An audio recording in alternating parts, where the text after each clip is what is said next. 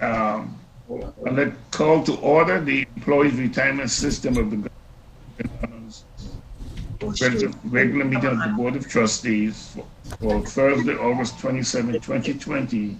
No, but Order. I think your hand went in the Roll way. call, please. Trustee Carwood, Present. Trustee Barry, Present. Trustee Clendenin, Present, good morning. morning. Trustee Cohen, Trustee Cohen, you sleeping? Trustee Cohen, I'm seeing him on the screen. Maybe he's on. Okay. Trustee Liger, Yeah, I'm here. Trustee McDonald, absent. Trustee Smith, Present. Chairman Calendar, Present. Trustee Cohen, I'm trying to get through. I'm in here. I think he's saying present, Can you but hear he's me? muffling up. 7 present, 1 absent. Thank you. Okay.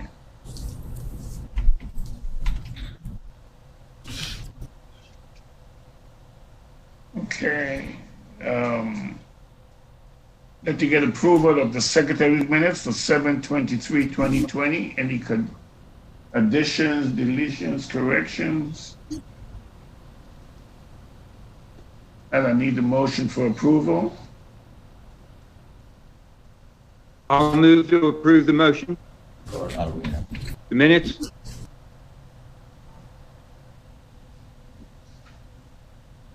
I second it.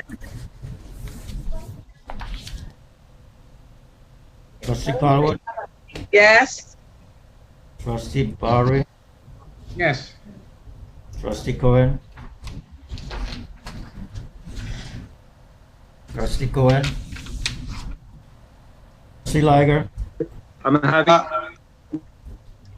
I was not at the last meeting, so I will, not voting. I'm not voting. Trustee Cohen, You want to get through? Yes. you said yes. Yeah. Trustee McDonald, absent. Trustee Smith,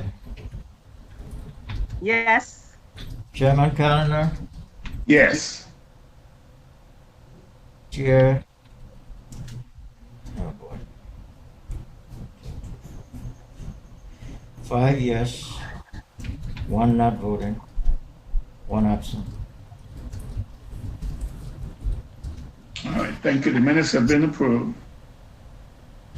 The administrator has made a request to reorder the agenda by moving the Siegel solvency projections for special legislation to be inserted after the secretary's minutes. I so move. Second. Second. Trustee Carwood, Yes. Trustee Barry, Yes. Trustee Cohen,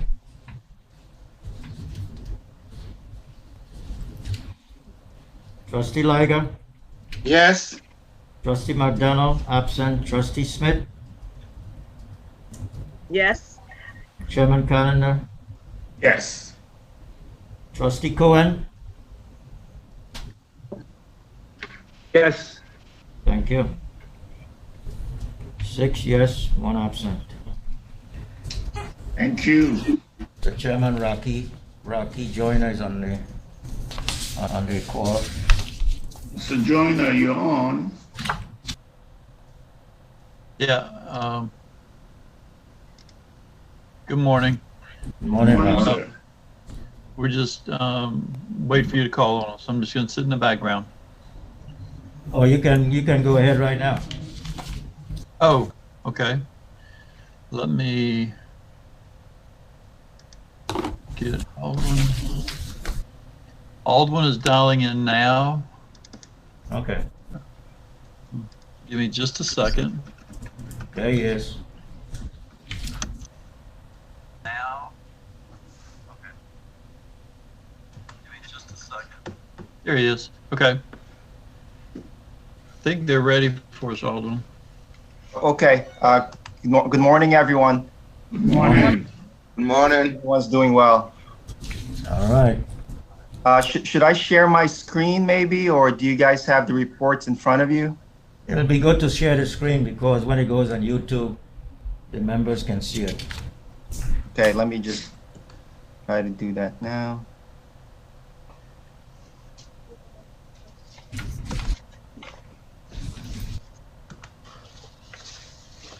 All right, can everybody see the report? Yes. Yes. Yeah. Okay. So I'm just gonna turn to, let me see. Oh,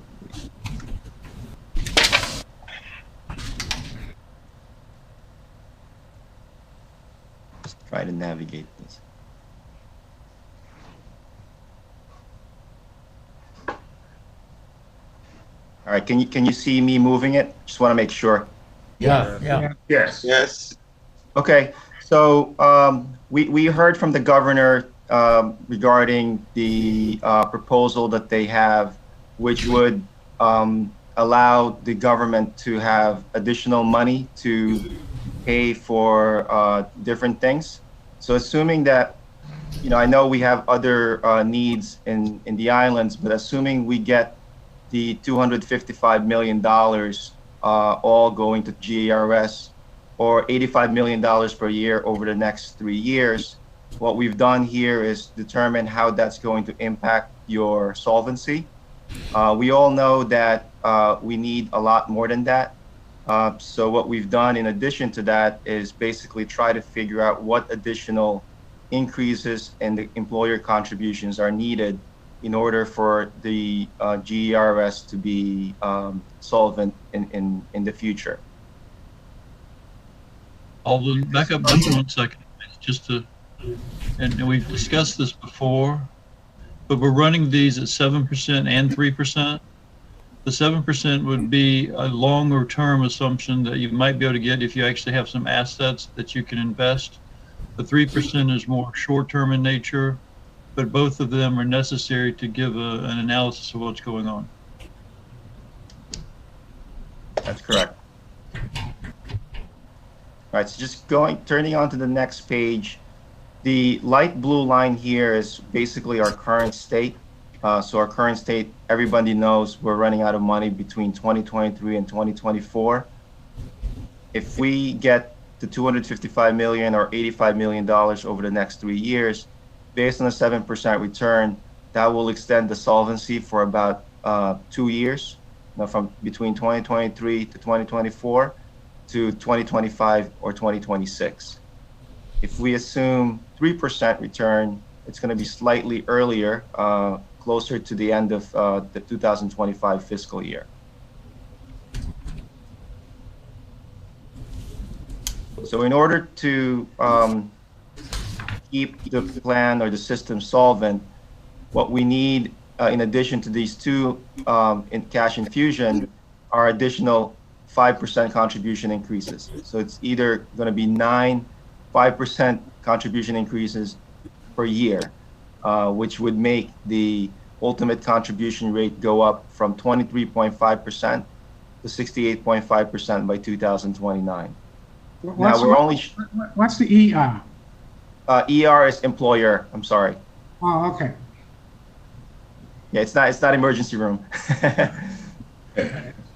And just very briefly, the 68% is very similar. The 68% is very similar to what the contribution rate was projected about 5 or 6 years ago before we made plan changes and some different things. Right, and basically what we're doing here is just trying to give you an order of magnitude, and not to say that the 255 million isn't going to do anything. I think, you know, the 2-year extension is a pretty big deal. Just thinking about being able to pay full benefits for another 2 years, I think that's a big deal. But I think what we've been talking about here and you know for many years now is trying to sustain the system for a much longer period of time. So the other thing that we've done here, and I know this was not part of the original request, but I just want to put into perspective this additional resources that we have from the last proposals or the last projections that we showed you, where you've also sent a letter to the governor, where if nothing else happens, what kind of remedies the system need in order to have the system sustainable in the future. So if you recall, a couple of months ago, we've said that if nothing else happens, the only thing that the board can do right now is to authorize 3% pay increases every 5 years. So if we couple what the board can do and also be able to reduce the benefits starting 1/1/2021, system can sustain itself if there's a 42% benefit reductions on the tier 1 benefits, and in addition to that, 3% pay increases every 5 years. So this is what we said before. Now, if we have this additional $255 million or the $85 million over the next 3 years, the 42% can be reduced to 35%. So that's another way of thinking about this additional resources that we have. It does have some impact, from perspective of, the kind of benefit reductions we need going forward. So 42% going to 35%, I think it's pretty significant. It's a step in the right direction, but it's not quite sufficient. And this will be starting when? Starting January 1, 2021. I'm talking about the reduction. So that'll be in 2026? The reduction will be in January 1, 2021. No, the 35%. Yes. Instead of 40. The 35% is effective January 1, 2021. Did I hear you correctly, Trustee Bowery? Okay, I got you. So, yeah, right, right. The benefit reduction that I'm talking about here, the 35%, it's effective January 1, 2021. Okay. The employer contributions, I believe we just increased 3% effective January 1, 2020. So the first one after that would be in 2025. Okay. The other things that you guys have requested, we did some additional scenarios. So just, excuse me a second. So just, No problem. So the 35% reduction plus the 255 million, the reduction will have to take effect, January 1, 21. Correct. Okay. Right. I mean, that's one way to do it. There are other ways to do it. I think if you think about our cash flow right now, you're taking in about $10-11 million every month, but you're paying out about $20 million every month. So you have that $10 million, $9 million gap each month. And so if we run out of money, if we wait all the way to the end and run out of money, essentially you're only going to be able to pay out benefits based on what you're taking in. So if you're only taking in $10-11 million, that will be about a 50% reduction, and which is what we've talked about before. And embedded. Here what I'm trying to get clear. The 255 postpones insolvency to 2026. So that is the date when it will drop to 2020 to 35%. No. No. Want it? No. No. When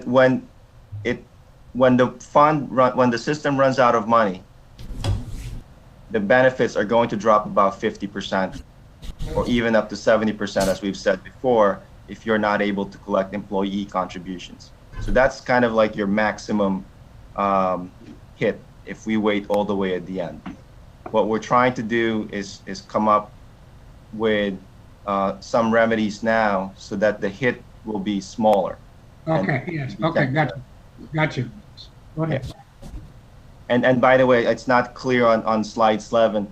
The benefit reduction that we are modeling here is only going to be in effect for 20 years. So basically, you know, the problem is this for next 20 years, we need to bridge the gap between the benefit payments and the contributions. Once you're able to bridge that gap in the 20 years, after 20 years, whoever is still in the tier 1 system, their benefits will be restored back to 100%. Okay.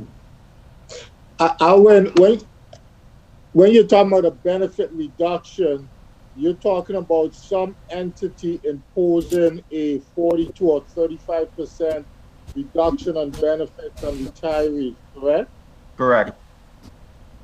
And I think everybody realized that the board has taken the position, or is on record saying that the board does not have the authority to impose any reduction on annuity payments or benefits.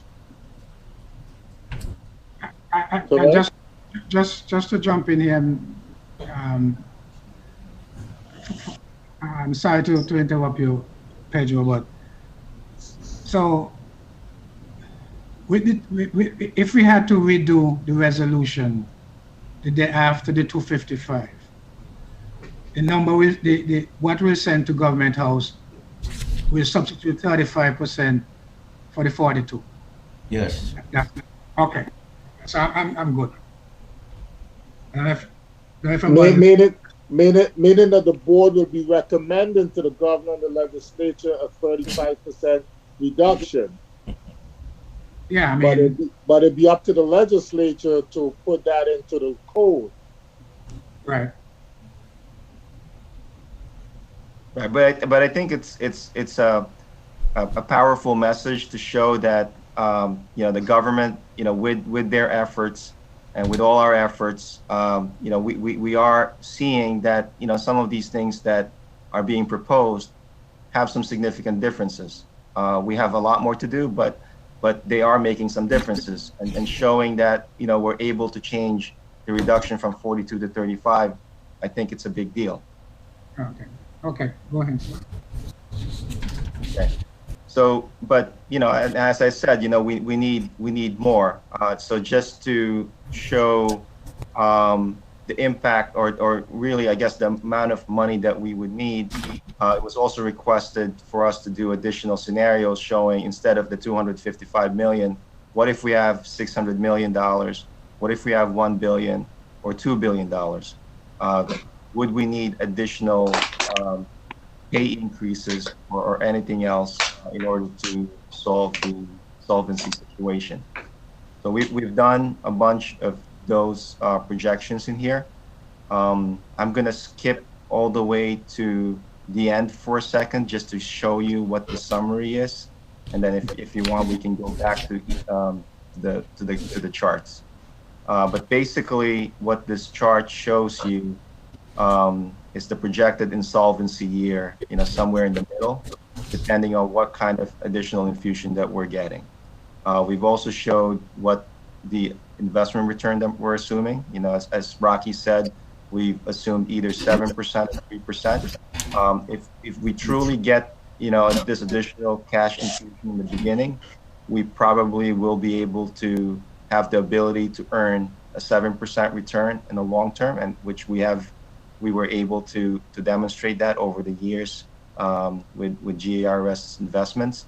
But just to be more conservative, we have also demonstrated what would happen if it's 3% return that you're getting. I don't know. Could I jump in a little bit? Sorry for interrupting again. I don't know how many of our board members have been following the legislation and the legislature is going on. The meeting was originally scheduled for last week. It was postponed until this week, Tuesday, because one of the senators contracted COVID. And they actually had the first meeting yesterday, or yesterday or Tuesday. Tuesday.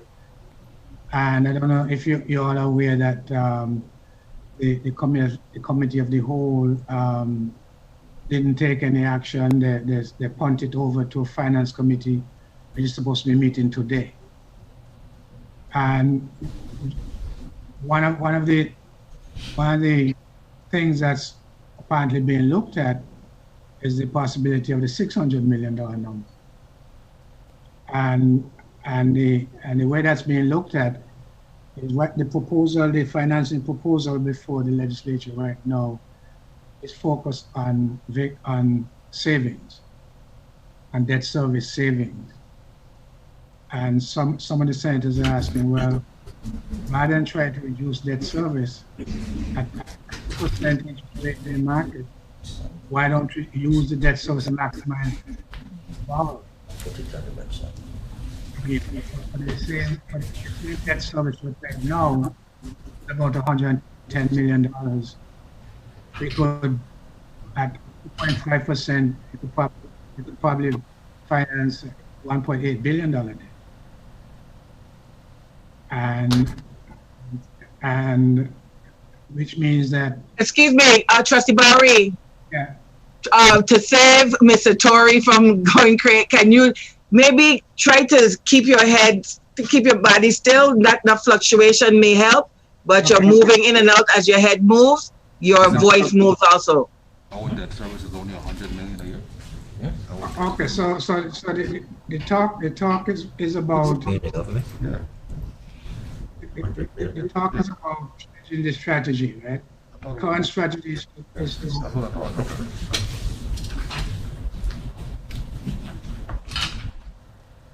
the current strategy is to take advantage of debt service saving, reduce debt service. The new strategy is to say, you keep the same debt service, borrow more money because of the low interest rate. And I'm hearing. You guys hearing me? Yeah. Yes. Yes. Yes. Okay, so the current strategy being considered, and apparently that's what's going to be in the finance committee today. One recommendation, excuse me, everybody who's not speaking, mute your devices. That would help. So what's being looked at today apparently is a change in strategy, keep the same debt service, and maximize the borrowing based on the lower interest rate. And this is a quick calculation at 2.5% interest. They could probably service a $1.8 billion debt over 20 years. And that would then free up $800 million if you take out the $1 billion they're trying to refinance. And GERS created $600 million. So, saying all that to say that what we could do after this is to try to develop a scenario on the assumption of a $600 million and see what else we'll need to do with that to then. $600 million, you guys said we'll extend it for about 6 years, 5 to 6 years. The $600 million with some other enhancements could take it out some more. So we want to just run some additional scenarios and see how far we could take $600 million if we can with some other additions and contributions.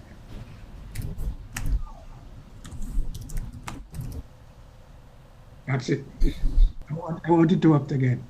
Okay. No, thank you, Trustee Barrow. I think that's a very good background on the different requests that we are doing here. But before I continue, I just want to ask: do we know how is Senator Gittens doing? No, the last word I heard that he was not necessarily in danger. All right, that's good. I'm not sure what that means, but I mean, of course, you know, they can't release information. Okay. All right, so just building on what Trustee Barrow is talking about, if we do get the $600 million, that will extend the solvency of the plan by about 4 to 5 years. So instead of being insolvent 2024, it'll be either 2028 or 2029, depending on what kind of investment returns that we get. But in order to solve that going forward, we need additional contribution increases. And for a $600 million infusion and 7% return, we would need 4 additional 5% annual contribution rate increases, which would make the total employer contribution rate 43.5% in 4 years. So you know, you're gonna need additional monies Right. even if we just get $600 million. I know, and what I like for me personally is for you to translate that in some dollars, because there's also talk about this new marijuana industry. So the question is how much will we need to get from that or wherever else? So you could give the government some options to maximize the impact of the 600 million. Also, Alwyn, these scenarios shown on 14 do not include any reductions in benefits for Tier 1 folks.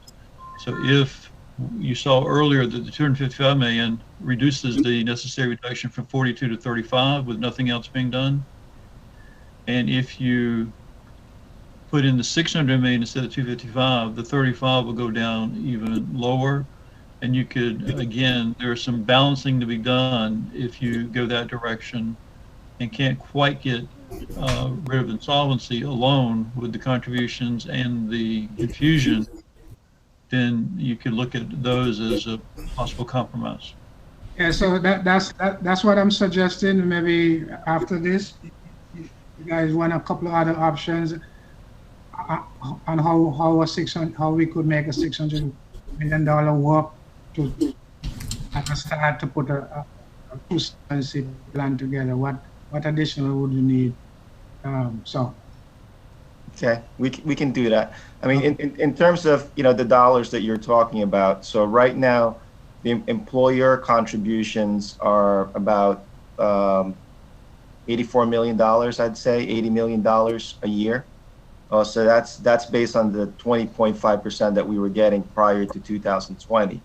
So if we're talking about here 4 additional contribution rate increases, or additional 5% contribution rate increases, that basically means that we're going to have to double the 80 million per year. So that's the kind of money, additional money we would need even after receiving a $600 million cash infusion today.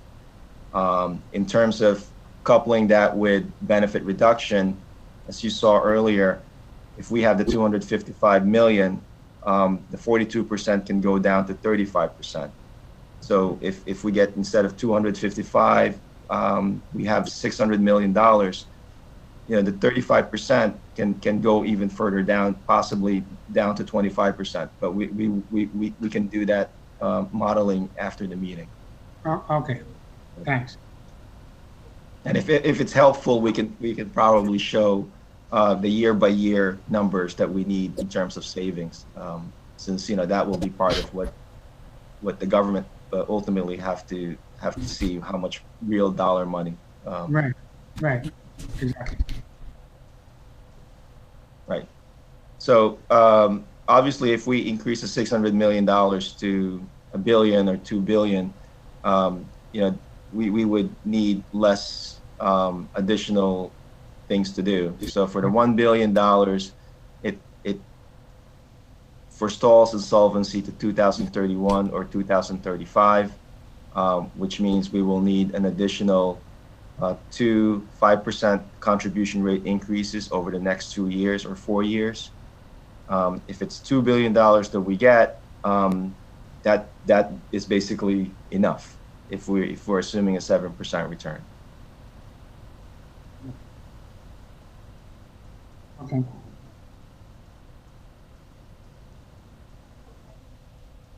And again, as Rocky said, the summary here does not include benefit reductions. So if we include benefit reductions, the additional increases necessary will be less. Okay. So it'll be good. It'll be good to show that those options. Okay, go ahead. I'm sorry. That basically concludes the projections that we did. If anyone has any questions.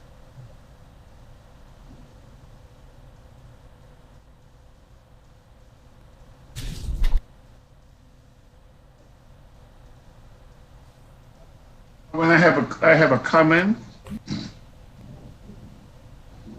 During the recent legislative hearing, a couple of senators suggested that during the 7 years Siegel has been the actuary, that you have done nothing to assist GIS in averting insolvency. How are we gonna? How would you respond to that?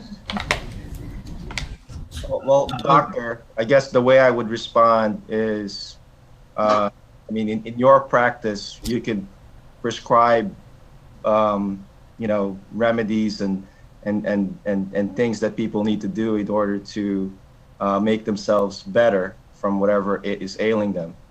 But you cannot really force them to do anything. So, if you can prescribe something, but they don't do it, they're not going to get any better. If you recall, I think we've been sounding the alarm, I think as early as 2001 or 2006. We've said that if we don't do anything, if we continue down the path where we are not contributing at least the ADEC, we will be running into a problem. And I think back in 2006, I believe there's a government summit, we did predict and project that we were going to be running out of money sometime in the 2020s. And since then, I think the board has actually done basically what we told you to do. We told you to eliminate the COLA, increase the contributions every time you have the opportunity to do it. And you've done that. But at this point, there's really nothing much the board can do unilaterally. And that's why we need the government's help, the legislature's help, everybody's help to try to solve this problem. And also, Dr. Callender, if we recall, the government hired a separate actuarial firm to review what was being done, and their recommendations paralleled with what we were telling the board and the government also. Mr. Chairman. Yes, sir. I would like to know what exactly they expected Siegel to do. First of all, I want to make sure they understand that I didn't say this now, okay? I know that. I didn't say this. I was trying to get a reaction from them because I thought it was ludicrous what was said on the floor that day. I think maybe they suggested that there were other jurisdictions that had similar problems and they were able to be turned around.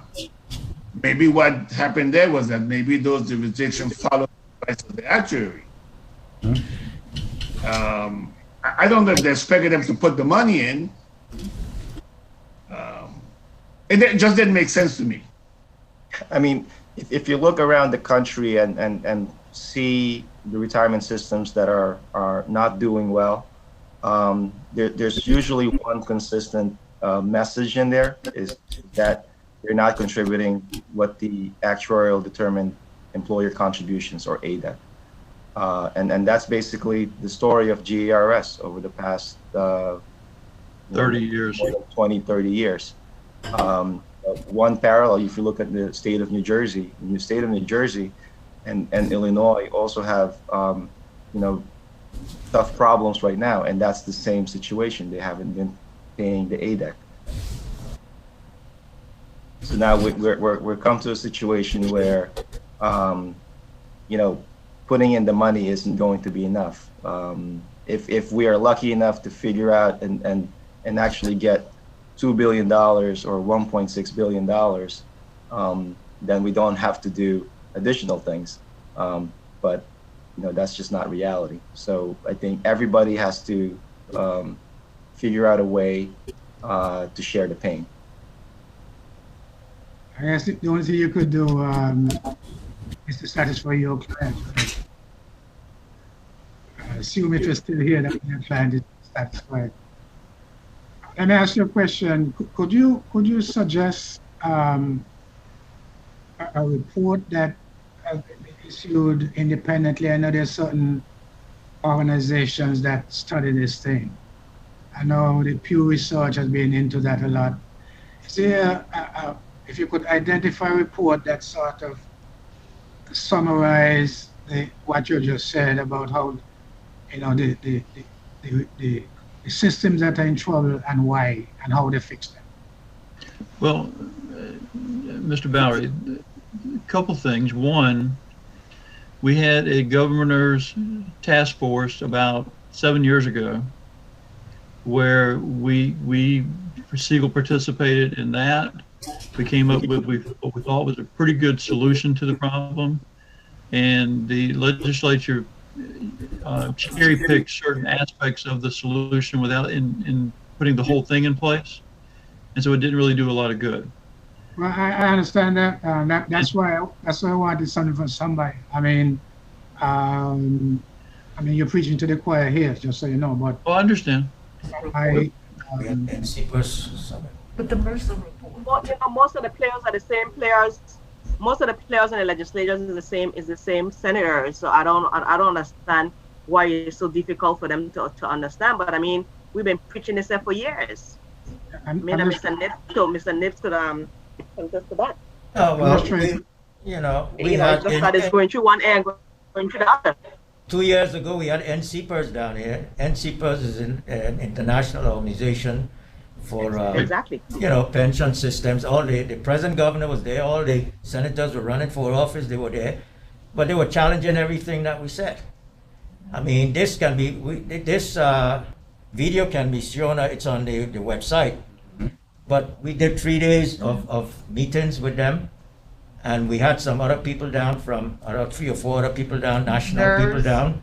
National Institute of Retirement. National Institute of Retirement. And we said the same thing, and they were just challenging us all the time. The Mercer Also, what I'm asking for is something from. I understand. There's also a congressional report that was done. We had GAO, I met with GAO, and I said that in the meeting. We met with last week after 2 years, and we gave them a lot of information. I'm sure they're going to write a report. The Mercer report is independent. I understand what Bowery is saying. I mean, as far as the Pew report, but I'm speaking more specifically to what other folks have done. I mean, I know that we got a lot of stuff for us. I was piggybacking on what Aldrin was saying, that about what your comment, Dr. Collins' comment, that they said that other people have turned around, and he made a comment that if you read reports that you see a consistent problem throughout, and that's what I'm looking for, something that's. Yeah, and I think at that meeting, the presenters, they did give information on other systems and what they did, but the bottom line was infusion. We needed an infusion of cash. We did make changes to the contribution rates, and there's information we have. I think we can go back but we need to update it from National Institute of Retirement. Maybe they can give us some information. But we can get that information. But they have presented that before. Trust me.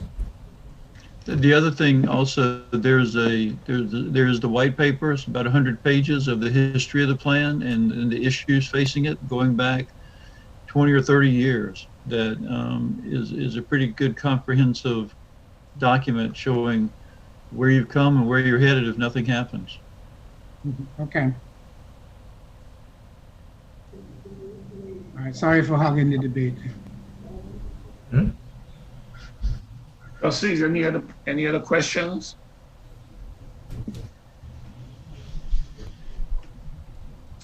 Going on? I want to thank gentlemen. I want to thank both of you.